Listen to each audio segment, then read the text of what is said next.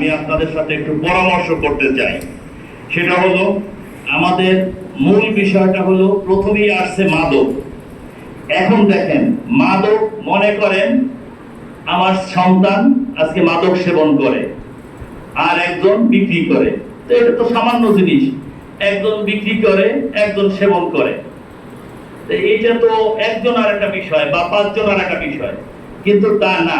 এই মাদক দেখুন, প্রথমে মাদক যে সেবন করে, তার এক পর্যায়ে সেই মাদক সেবন করতে করতে যখন তার কাছে, কারণ মাদক কিন্তু একটা মূল্যবান, কস্টলি, এটা দামি বস্তু, এটা কিন্তু সবাই পায় না।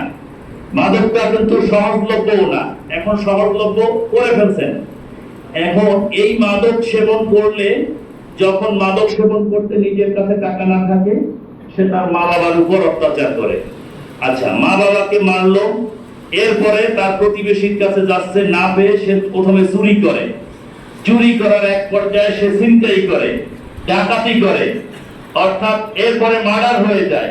তাইলে মাদকটাকে আমরা সামান্য দেখলেও, যে অমুকের চেয়ারম্যান সাহেবের সন্তান খাইতেছে, আমার সমস্যা নেই, না, এটা একটা সামাজিক ব্যাধি, এইটা টোটাল সমাজকে ধ্বংস করে দিবে।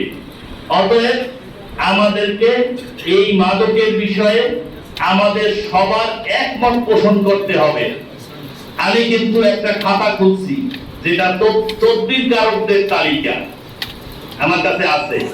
যারা যারা আপনারা টেলিফোন করেন এবং টেলিফোনটা অনৈতিক, আপনারা সমাজের সম্মানিত ব্যক্তি, টেলিফোন করতেই পারেন ওসির কাছে, কিন্তু যেটা অনৈতিক, আমি এইকে আসতে করে তার নামটা লিখে রেখে যাচ্ছি।